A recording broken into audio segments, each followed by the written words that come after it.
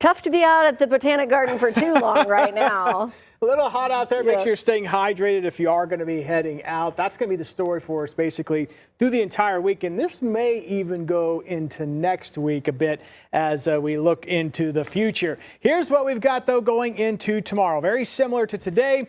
Excessive heat warnings and heat advisories are in effect, mainly a technicality, just as a few degrees compared to which one you're going to be in. But the message is the same across the board. Stay cool, stay hydrated, and take those breaks as needed. Notice on dual Doppler, we are all quiet because we've got that ridge of high pressure in place. Main storm track with this system is going to be well off to our north and to our east. You can see the severe weather potential here from the upper northern plains and all the way back into parts of the Midwest here and into the Ohio River Valley. And again, that's that ring of fire. What happens when you get one of these ridges over us?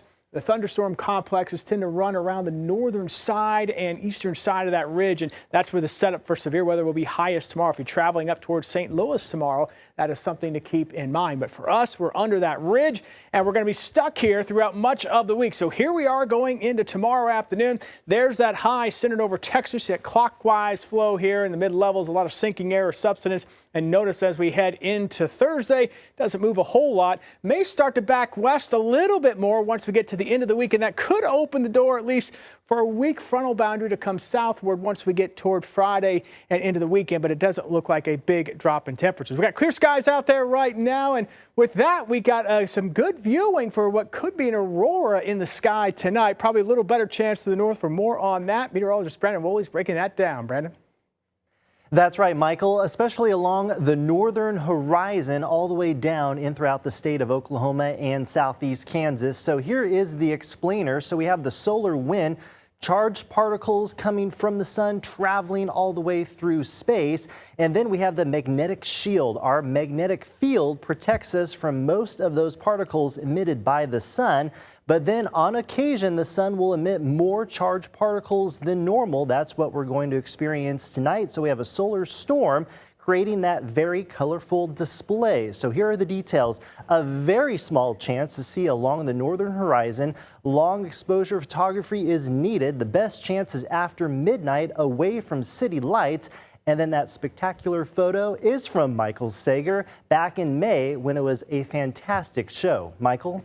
Yeah, that was a memorable night. First time I had ever seen pillars from the northern lights, and to see them this far south, what an experience that was. Probably won't have a repeat of that, but as Brandon was pointing out, just kind of keep an eye on the northern horizon. May notice a little bit of light there on the horizon. That would be the northern lights. So temperatures right now, 96 degrees. It'll be a toasty night if you're going to go out and try to check that out. Even a warm start tomorrow morning if you're out early in the morning before the sun comes up. Temperatures mid to upper 70s, maybe even low 80s in the metro. And again, tomorrow's highs getting close to that 100-degree mark. Probably going to go about 100 about 4 o'clock in the afternoon for the high. Heat index values will be well up into the triple digits. And again, high temperatures tomorrow, 90s, maybe a better chance of 100 from Tulsa to the north and to the west tomorrow afternoon. And notice these heat index values. Ooh, my goodness, not much change here. 110 to 112 in the metro all the way through Friday. Mentioned that weak frontal boundary that may come south as we finish out the week. We'll add a slight chance of a shower or storm on Friday. Some of the data is hinting that maybe we try to get a couple storms on Friday.